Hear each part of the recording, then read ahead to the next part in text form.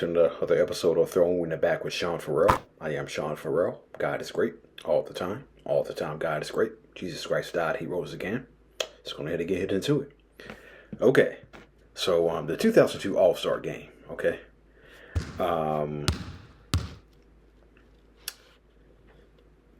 There were some pretty incredible blue hoopers at the 2002 All-Star Game. There was two in particular that stood out, okay? So, the West is coming down, I believe, on a fast break. And they gave the ball to Chris Webber. Chris Webber blew the dunk, okay? He blew the dunk.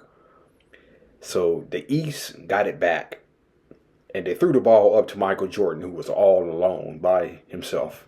And this is what happened next.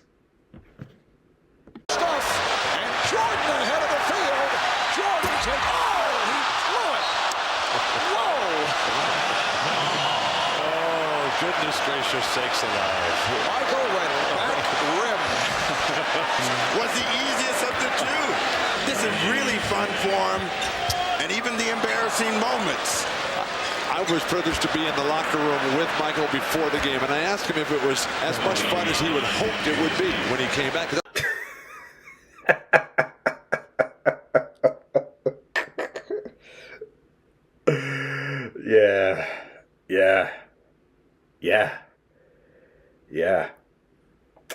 Yeah. Michael missed the dunk in the All-Star Game, right? Yeah, he missed the dunk in the All-Star Game. So people probably remember that. But what people also probably don't remember is he also had a dunk of his own, okay?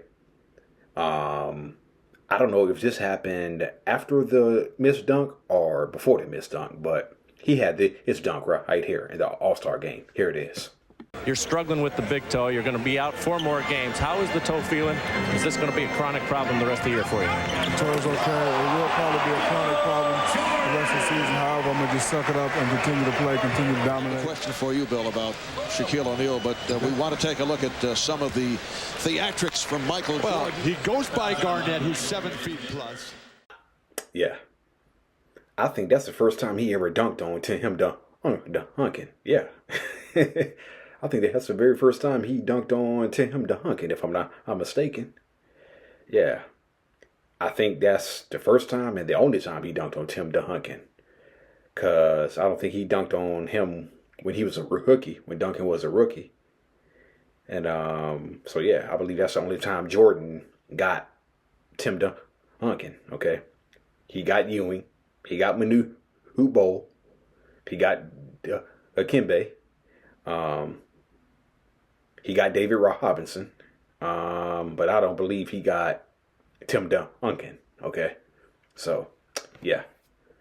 Let me see. Okay, so, Dino Radja, okay? Dino Radja came into the league in 1993 after being drafted by the Celtics in 1989, okay? But he continued to play a few years over in Europe, okay? And he finally came to the NBA in 1993. That's also when Tony Kukoc came to play for the Bulls, okay? So I saw this story by somebody I follow over social media called Hooper's Paradise, okay? Called Hooper's Paradise. And they tell the story of how Rick Pitino lied to Dino Radja, okay? This is when Rick Pitino took over the Celtics in 1997 when they went 15-67, okay? And so Rick Pitino comes in, he's making like wholesale changes to the roster or whatnot, okay? So, Rick Pitino told Dino Radja over lunch that he was safe and would never be traded, okay? 4 days later, Radja's manager called at 8 a.m. with news. Dino Radja had spent 4 seasons as the best player on the Boston Celtics after the Larry Bird era.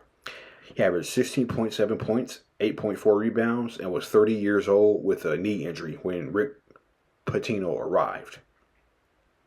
He asked for a straight answer. Dino Radja asked for a straight answer, okay? Radja said, we sat down for lunch. By then, I was already 30 years old and one of the best players for 4 years in the club. And I asked if we could be clear. What was your intention? Was your intention to trade me?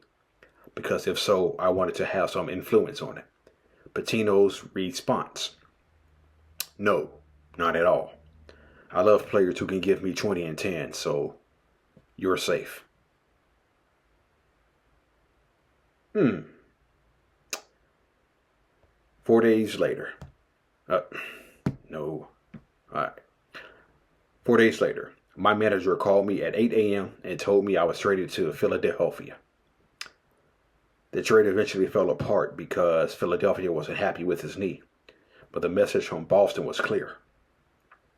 Radja described what destroyed the environment even more than the lie. What bothered me the most was that I was on a team that lacked ambition. We lost and they're gambling on the bus. I was simply different. Every loss bothered me. I couldn't sleep until late while they laughed, gambled, and joked next to me. Okay.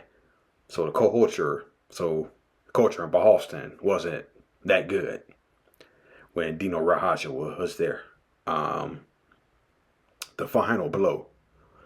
Pitino fired everyone I considered family in the club, from janitors to secretaries. He ruthlessly fired everyone. Again, Rick Pitino, wholesale changes. It created an atmosphere where I no longer wanted to stay. Rick Pitino went 102 and 146 in 4 seasons with the Boston Celtics. With Rick Pitino's high mark, the high mark of the Rick Pitino era was one thing. The one high point of the Rick Pitino era. One thing, okay? Opening day of the 1997-98 season, where they defeated the defending champion Bulls on opening night, okay? After that, nothing happened. That's the high watermark. That's the high mark of the Rick Pitino era. Beating the Bulls on opening night. After that, nothing else happened. Okay?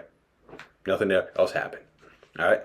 But wait, I kind of said take that back. I kind of say take that back, okay? Because something good did happen during the Rick Pitino era. This happened, okay? This happened, okay? Antoine Walker on the cover of NBA Live 99, okay? Which I'm currently playing right now. I'm down 3 games to 2 in the playoffs. So yeah. So I'm currently playing NBA Live 99 right now. But anyway, some people say that Antoine Walker was the worst of them all. Out of all the NBA Live cover athletes, they say Antoine Walker was probably the worst one. Okay. Some people may agree. Some people may disagree with that. All I can say is I don't know if he's the worst athlete or not, but Antoine Walker was a pretty good player back in 1999. Okay, so NBA Live doesn't put sorry players on their covers. Okay, NBA Live doesn't put sorry players on their covers. Okay, so yeah, all right, that's it. That's all for Throwing It Back with Sean Farrell. I am out of here. May God bless you all.